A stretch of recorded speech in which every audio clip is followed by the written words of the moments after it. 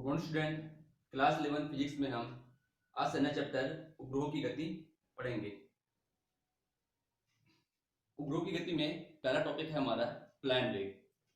Plan वेग को हम इस प्रकार समझेंगे कि वह न्यूनतम वेग है जिस वेग से यदि हम किसी वस्तु को पृथ्वी की सतह से ऊपर फेंकें तो वह वस्तु वापस लौटकर नहीं आता है। अभी तक हम किसी भी वस्तु को ऊपर की तरफ फेंकते हैं, यदि हम किसी गेंद को फेंकते हैं तो क्या होता है, वह नीचे आ जाता है। ठीक है, क्योंकि उस गेंद को जब हम फेंकते हैं तो उसमें उतना गति होता नहीं है जिससे कि वह पृथ्वी की सतह को पार कर जाए। ठीक है, आपका जैसे एक एग्जांपल है, कोई रॉकेट है। रॉकेट को जब हम लॉन्च करते हैं तो वह पृथ्वी की सतह से बाहर चले जाता है और अंतरिक्ष पर पहुंच जाता है। तो उसके लिए एक न्यूनतम वेग का आवश्यकता होता है। प्लान वेग का मान 11.2 किलोमीटर प्रति सेकंड होता है। इसका तात्पर्य यह है कि पृथ्वी की सतह से बाहर जाने के लिए किसी भी वस्तु को हम इस वेग से फेंकेंगे 11.2 किलोमीटर प्रति सेकंड। एक सेकंड में उसकी गति होना चाहिए 11 किलोमीटर और 200 मीटर का स्पीड उसको होना चाहिए। ठीक है, तो आपका जो रॉकेट जो होता है उसका स्पीड इससे अधिक होता है। ठीक है, 11.2 एक सेकंड में 11 किलोमीटर का दूरी तय करता है। तभी वह कोई भी वस्तु यदि एक सेकंड में 11 किलोमीटर का दूरी तय करे तभी वह पृथ्वी की सतह को पार कर सकता है। यहां पर हम प्लान वेग को समझेंगे और प्लान वेग का व्यंजक स्थापित करेंगे। माना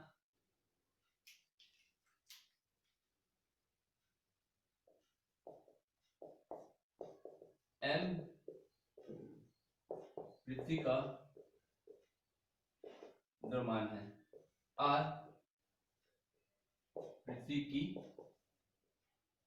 त्रिज्या, स्मॉल m कोई पिंड है, m द्रव्यमान का कोई पिंड है जिसे हम क्या करेंगे, जिसे पृथ्वी की सतह से बाहर फेंकेंगे।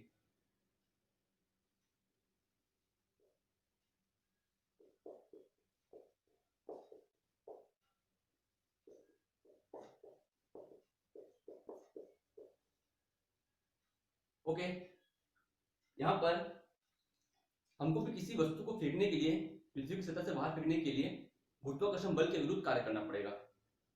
ठीक है, यदि हम किसी वस्तु को फेंकते हैं ऊपर तो वह नीचे आ जाता है। नीचे कोई भी वस्तु किसके कारण आता है, गुरुत्वाकर्षण बल के कारण आता है।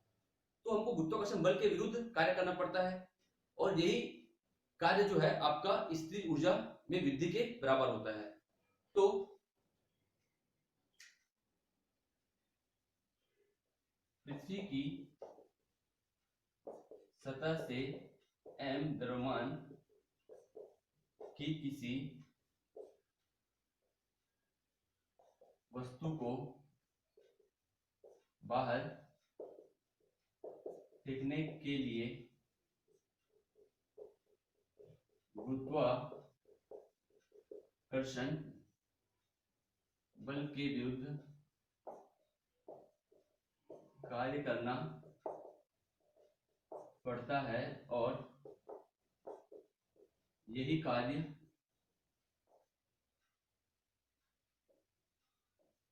स्थितिज ऊर्जा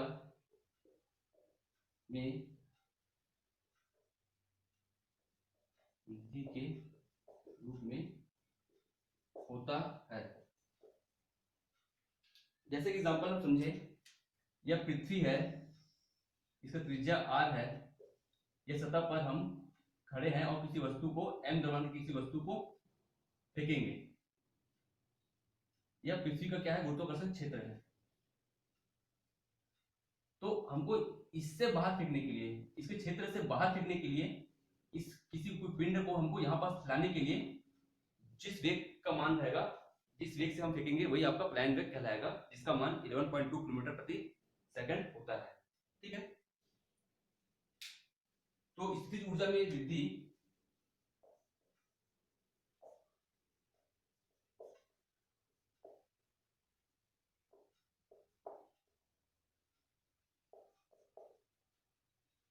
ये होगा आपका अनंत पर स्थित m द्रव्यमान की वस्तु पर स्थित ऊर्जा अनंत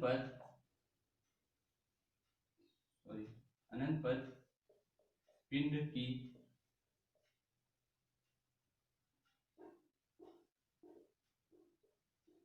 स्थितिज ऊर्जा माइनस सतह पर पिंड की स्थितिज ऊर्जा। अनंत पर पिंड का स्थितिज ऊर्जा का मान 0 होगा और सतह पर पिंड की स्थितिज ऊर्जा का मान जो होता है वह है आपका Gm/m/r। ओके, माइनस है। तो यहां पर हमको जो मान प्राप्त होगा डेल U इक्वल टू हमको प्राप्त होगा प्लस Gm/m/r।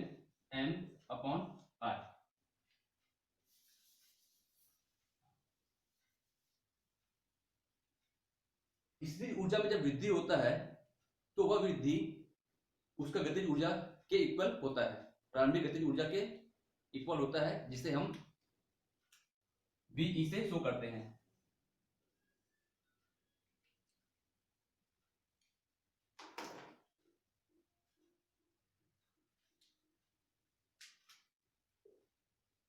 स्थितिज ऊर्जा में वृद्धि पिंड की प्रारंभिक गतिज ऊर्जा काइनेटिक एनर्जी के बराबर होता है। ठीक है, जिससे कि हम क्या कहेंगे, यही हमारा गतिज ऊर्जा की प्लान वेग के इक्वल होगा। यहां पर हमारा यदि पिंड का प्लान वेग VE हो तो हम कह सकते हैं पिंड की गतिज ऊर्जा जो है आपका ke इक्वल टू 1/2 mve का स्क्वायर होगा।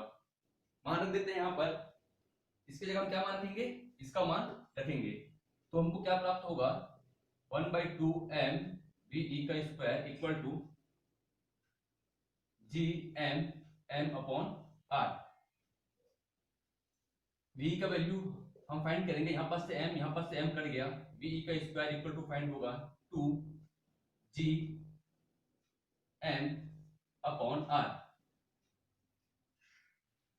VE इक्वल टू प्राप्त होगा √2Gm/r। और हम जानते हैं जो गुरुत्वाकर्षण G का मान होता है, गुरुत्वीय त्वरण का मान होता है हमारा Gm/r स्क्वायर। तो यहां से एक आर को मैं इस प्रकार लेके आऊंगा, तुमको क्या नाम मिलेगा, Gr इक्वल टू Gm/r हमको प्राप्त होगा। इस वैल्यू की जगह मैं इस Gr को रख सकता हूं, तो मुझे प्राप्त होगा VE इक्वल टू √2Gr। तो ये हमारा प्लान वेग के लिए डेरिवेशन है और ये हमारा VE इक्वल टू 2Gr होता है। अतः आपका जो प्लान वेग का जो मान है वह दिशा पर निर्भर नहीं करता है। ठीक है, आप कहीं भी फेंकिए, किसी भी दिशा में फेंकिए पिंड को, तो वह पृथ्वी की सतह से बाहर जाएगा, लेकिन उसका वेग 11.2 किलोमीटर प्रति सेकंड से अधिक होना चाहिए। प्लान वेग के मान से अधिक वेग से आपका उस वस्तु को हमको फेंकना पड़ेगा। ठीक है, ये हमारा प्लान वेग। अगला टॉपिक आपका है उपग्रह की कक्षीय चाल। तो पृथ्वी के परितः चारों तरफ उपग्रह को, कोई उपग्रह है हमने जो भेजा है, सैटेलाइट भेजा है, उसको एक निश्चित कक्षा में स्थापित करने के लिए आवश्यक चाल को हम कहते हैं उपग्रह का कक्षीय चाल। ये इसका वृत्तीय कक्ष है। ठीक है, ये आपका पृथ्वी है, पृथ्वी का त्रिज्या r है, द्रव्यमान m है, और इस सतह से h ऊंचाई पर हमको उपग्रह को स्थापित करना है। m द्रव्यमान का ये आपका उपग्रह है, ठीक है। और एक निश्चित कक्षा में आपका हमको इसको स्थापित करना है। तो देखो जैसे कि पृथ्वी आपका रोटेट हो रहा है, घूम रहा है, तो उपग्रह भी क्या होगा, साथ में उसको भी पृथ्वी की कक्षा के साथ उपग्रह भी क्या हो, घूमे। तो हमको ये v0 पर जो है कक्षीय चाल, उपग्रह की कक्षीय चाल क्या है, v0 है, ये हमको निकालना है। यहां पर हम देखेंगे इस उपग्रह पर, ठीक है, m द्रव्यमान का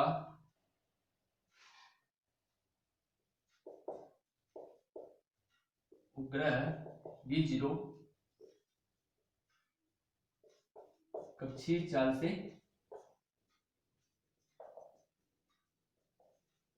गतिमान है। वित्तीय गति हेतु आवश्यक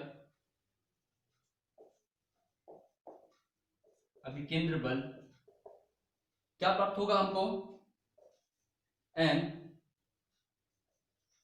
v0 स्क्वायर अपॉन, हमको जो प्राप्त होगा ये r, ठीक है। वृत्तीय कक्षा करने के लिए आवश्यक अभिकेंद्र बल m v0 square upon r, और हम यहाँ पर जानते हैं r का जो वैल्यू है, ये r का वैल्यू है आपका h प्लस r के इक्वल होगा। यहां से यहां तक का दूरी हमने क्या ले लिया है, स्मॉल r लिया है, तो हमारा वैल्यू होगा m v square upon r plus h, ये होगा। दूसरा हम देखते हैं कि इस पिंड पर आरोपित आवश्यक जो बल लगेगा, गुरुत्वाकर्षण बल, ठीक है, यह हम इसका उपयोग हम लास्ट में करेंगे, अभी हम इसको लेकर चलेंगे, ठीक है। पिंड या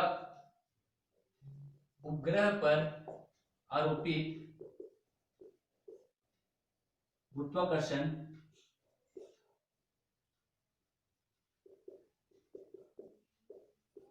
ये गुरुत्वाकर्षण बल कौन लगाएगा, ये गुरुत्वाकर्षण बल पृथ्वी लगाएगा उपग्रह पर। इसका वैल्यू होगा F equal to G M M upon R square, यहां पास r का वैल्यू स्मॉल r होगा, ठीक है, क्योंकि पिंड से यहां के बीच की दूरी आपका क्या है, स्मॉल r है। यहां पर हमको जो उपग्रह है इसको स्थायी कक्षा में परिक्रमा कराने के लिए हमारा उपग्रह की स्थायी कक्षा में परिक्रमा हेतु आवश्यक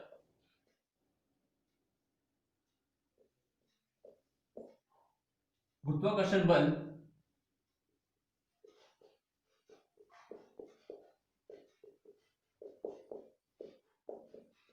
और आपका अभिकेंद्र बल बराबर होना चाहिए। बराबर रख लेते हैं दोनों वैल्यू को। गुरुत्वाकर्षण बल होगा आपका G M M upon R square equal to अभिकेंद्र बल है एम बी का वर्ग अपॉन आर, ये आर और ये कट जाएगा, ये एम और ये एम कट जाएगा, v0 इक्वल टू हमको प्राप्त होगा जी एम बटा आर, v0 प्राप्त होगा root under G M upon R, ठीक है। तो यही हमारा कक्षीय चाल के लिए आवश्यक आपका वैल्यू हमको डेरिवेशन फाइंड मिलेगा।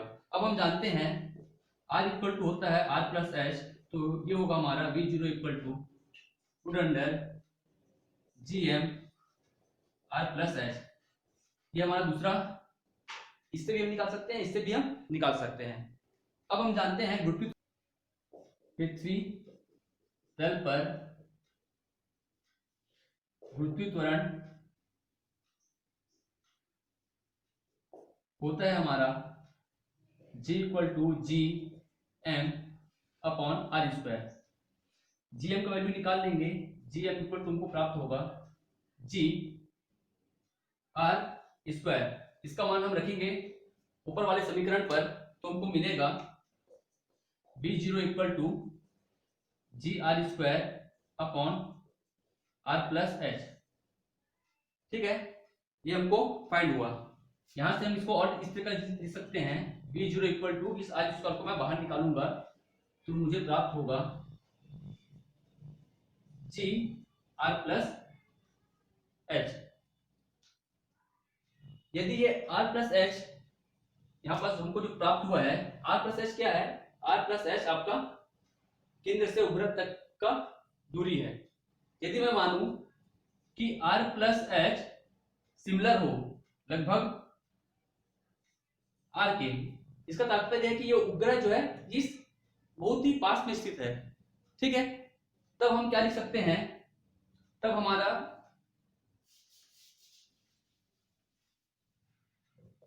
v जीरो प्राप्त होगा। इस समीकरण पर मैं r रखूंगा, r प्लस एच की जगह मैं रखूंगा, तो हमको क्या मिलेगा,